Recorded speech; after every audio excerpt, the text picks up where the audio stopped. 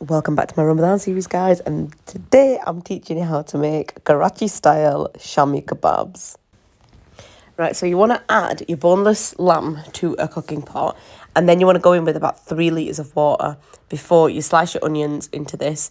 Add your garlic and ginger paste and give it a good mix. Go in with your whole spices, so loose cinnamon sticks, your black cardamom, and then I'm using like a large tea strainer for the other spices like the crushed coriander and so on, just so that it doesn't add a horrible texture to the kebabs. Add your whole Kashmiri chillies, your red chilli flakes, and then your salt, and then bring this to a boil. Now, you want to cook this meat for hours until it's nice and tender.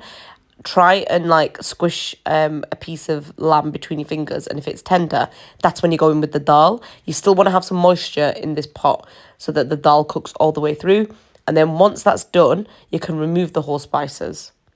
This is a good point to do a taste test. We added a little bit more salt, which I've adjusted the recipe ingredients for in the caption below.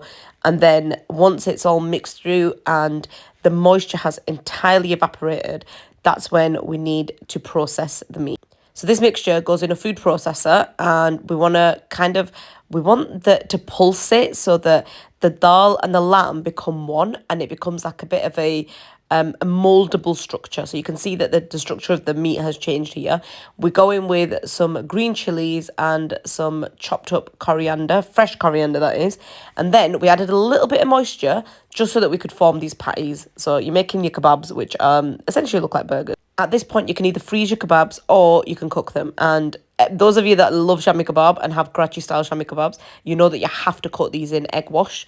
And then in a pan with a little bit of ghee, put your kebabs in and cook them on a really low heat. That egg coating will act like an omelette of sorts on top of the kebabs, and that's just like the best part of the Shami kebab. The texture is so different to any other kebabs. Once they've cooked all the way through on a low heat, you want to remove them and set them aside whilst you heat up the buns. So in Karachi, we call these bun kebab for a reason, because we're using tea cakes, which is what the Yorkshire version would be.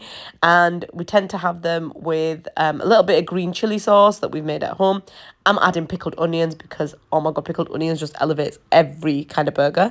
And then they do this in Karachi, by the way, ketchup on the other side. You have to add the ketchup.